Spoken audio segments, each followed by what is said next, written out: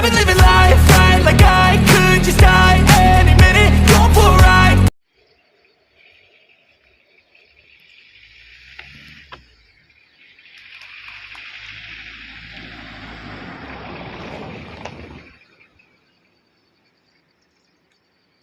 Dito ang bukid, kunti-kunti lang yung damo, yung mga kahoy.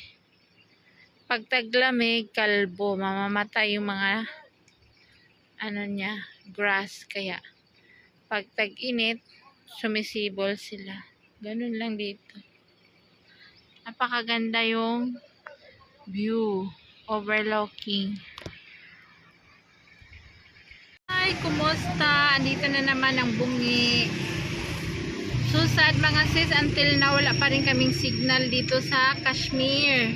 Mag 1.5 month na, wala pa rin plano yung mga tao dito. Anong gagawin ng mga tao sa bukid? Wala nang katapusang gulo. Rally ng rally. Ewan ko ano nila. Minister of Pakistan, ano ba? Minister of Pakistan, mga nakaupo ba? Ano bang plano ninyo dito sa amin sa bukid? Patayin nyo ba kami? Mga tindahan, pasarado nyo. Saan kami bibili ng pagkain? Buti lang, meron kami mga garden, maasahan. Hindi enough yung pang araw-araw. Susad mga sis. Wala pa rin until now, lockdown pa rin. Buti lang lockdown, hindi isarado ang internet. Internet, 1.5 month na wala. Paano pa tayo kaming mga galing sa ibang bansa, nakatira dito?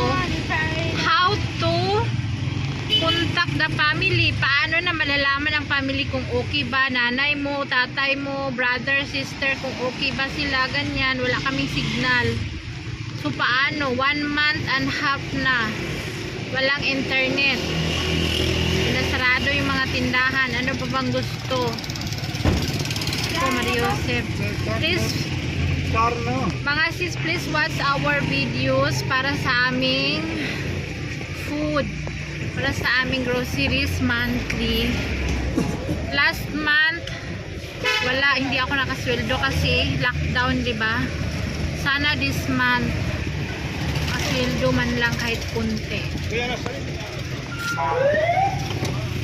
Thank you mga sis. Andito kami sa lugar, hanap kami ng may signal. Medyo malayo na kami sa bahay namin, malapit kami sa city, pero hindi kami pupunta ng city kasi nga doon maraming tao. Dito lang may banda sa Bukana. Talaga ako magporsige na mag-post tayo ng video para may kunti tayong income, kahit man lang maipon-ipon. So yun, sweldo kahit kunti.